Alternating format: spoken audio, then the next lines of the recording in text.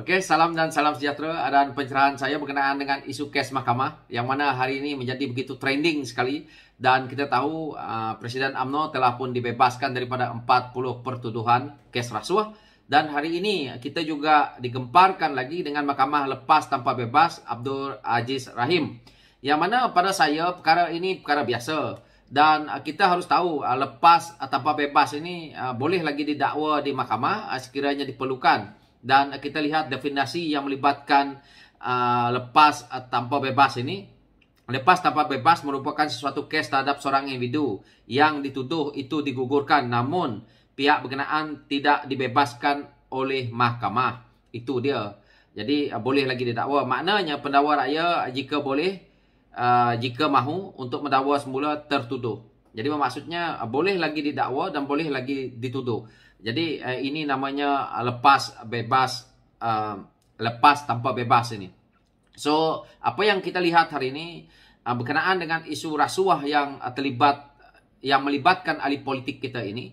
Pada pandangan saya kita rakyat saja yang menentukan. Kerana kalau kita lihat barang yang telah pun dijadikan bahan kes contohnya yang mana melibatkan duit ini, jika kita tidak dapat kesan maka tidak ada bukti. Begitu juga dengan money trail ni. Jadi susahlah untuk kita nak mengheret mereka-mereka yang melakukan rasuah ni.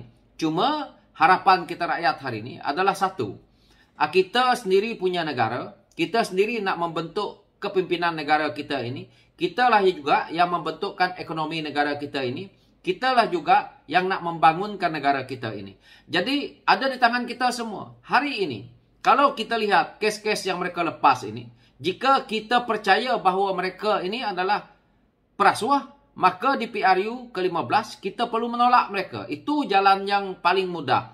Tetapi kalau kita rasa kita nak bersama-sama dengan pimpinan yang lama, seperti mana yang saya ulas berkenaan dengan isu lepasnya Presiden UMNO 40 kes itu tadi, yang mana kita lihat hari ini mahkamah memang menjalankan kerja dengan betul, dengan adil, kerana berpandukan fakta-fakta fizikal, fakta-fakta yang jelas, yang terang. Tetapi daripada apa yang kita rakyat rasa, adakah mereka ini betul-betul lakukan, itu ada di tangan kita. Yang mana nak menentukan hala tuju mereka ini. Mereka-mereka yang kita lihat hari ini, yang telah pun saya ulang-ulang kata, yang mana semalam apabila pelancaran buku berkenaan dengan rasuah ini oleh Sultan Perak yang saya katakan tadi, sudah jelas menunjukkan bahawa pimpinan yang lalu telah pun begitu rakus mencuri duit rakyat sehingga kan kita kehilangan trilion duit. Jadi itu keputusan yang ada di tangan kita hari ini. Jika kita nak mempercayai ahli-ahli politik kita ini yang ada hari ini dalam kerajaan hari ini, maka terpulang kepada kita di PRU ke-15 nanti. Begitu juga dengan apabila kita nak menceritakan tentang lepas tanpa bebas Aziz Rahim ini. Kita rakyat ramai yang kritik bahawa perkara ini tidak patut berlaku dan kita nak keadilan. Keadilan yang rakyat nak tu saya faham. Mereka nak mengheret pemimpin-pemimpin ini masuk dalam penjara. Tetapi bukan itu kata mahkamah. Jika tidak mempunyai bukti kukuh, maka mereka ini harus dibebaskan walaupun pahit. Jadi kita hari ini, kalau kita nak benda ini berada di tahap yang tinggi, kita punya untuk kita mengelak, untuk kita nak melepaskan supaya tidak berlaku lagi rasuah dalam negara ini, maka kita perlu mengundi komponen parti yang kita harapkan. Itu yang saya dapat jelaskan di sini. Dan kita tahu bahawa tidak mudah untuk kita nak mereformkan sistem kita yang dah terlalu lama rosak. Yang mana kita tahu apabila dibuat kajian yang mana semalam dah keluar pun dalam ucapan Sultan Perak berkenaan dengan isu ini, kita dapat dengar dengan jelas bahawa daripada tahun 1997 sehingga kan 25 tahun kebelakangan yang lalu, pembaziran besar-besaran telah dilakukan dengan melakukan rasuah dalam negara ini. Maka kita yang sebagai rakyat perlu lihat. Dan kita lihat apabila mereka didapati bersalah ataupun mereka diheret ke mahkamah. Dan akhirnya, contoh seperti Datuk Seri Najib, dah jelas ada bukti yang telah pun kita lihat dan akhirnya dia diheret ke dalam penjara. Dan mereka-mereka yang saki-baki yang kita lihat tadi, yang mana kita lihat masih lagi boleh dilepaskan, masih lagi lepas tanpa bebas, maka caranya adalah kita pada PRU ke-15 kita tolak. Jika itu yang kita rakyat rasa. Tetapi jika kita rakyat masih inginkan pemerintahan lama dan akhirnya negara kita ini makin rosak, dan itu adalah terpulang kepada kita sendiri. Yang nak menerima akibatnya mungkin bukan kita hari ini, tetapi anak cucu kita. Kita tidak boleh selfish lah. Kita tak boleh pentingkan diri kita sendiri. Kita harus melihat ke depan kerana negara ini kepunyaan kita. Yang nak menentukan hala tujuannya kita. Sedangkan ahli-ahli politik ini, mereka rakus dengan mencuri wang rakyat. Dan akhirnya, jika apa-apa berlaku dalam negara ini, mereka ni semua lari. Lintang pukang. Yang ada dalam ni kita. Karena kita ni yang tak berduit ni, akhirnya kita menunggu di sini. Dan nak memperjuangkan nasib rakyat itu kita sendiri juga. Jadi itu yang akan kita terima jika kita bersekongkol dengan perasuah-perasuah ini. Dan apa yang berlaku hari ini. Sebelum-sebelum ini, kita tengok.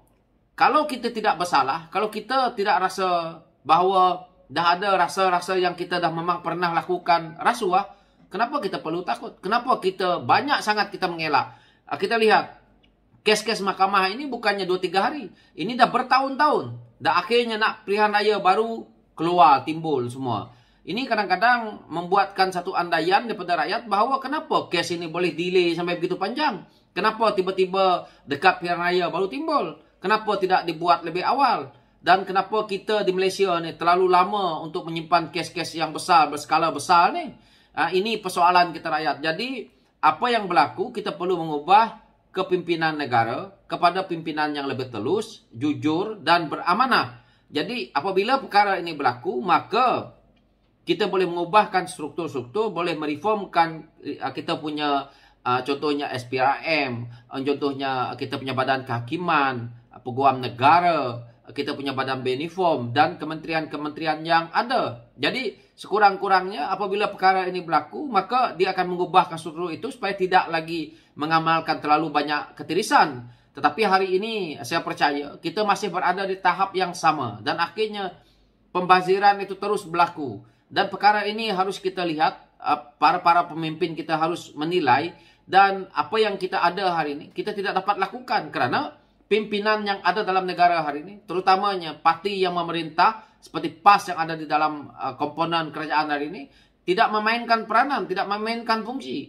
Soalan-soalan yang diberikan, contohnya isu tabung haji, kenapa kos naik, dijawab lain. Dan akhirnya saya lihat tadi, daripada kenyataan yang dikeluarkan oleh bekas ataupun mantan kita punya tabung haji punya ni, dia iaitu Datuk Seri Mujahid sebagai Menteri Agama yang lalu telah pun menghuraikan dengan terperinci sebenarnya kos disebabkan begini-begini dia naik. Tetapi jawapan daripada Menteri Agama kita yang baru ini lain. Itulah kita perlukan kepimpinan yang betul-betul mempunyai kemahiran, kepakaran untuk kita letak di kementerian sebagai menteri. Tetapi apa yang kita ada hari ini, kita hanya berserah dan kita menunggu PRU ke-15 untuk kita menghumban ataupun kita menolak pimpinan-pimpinan yang selama ini kita tengok apabila mereka mendapat jawatan dan akhirnya tidak mampu untuk melaksanakan kerja. Itu saja.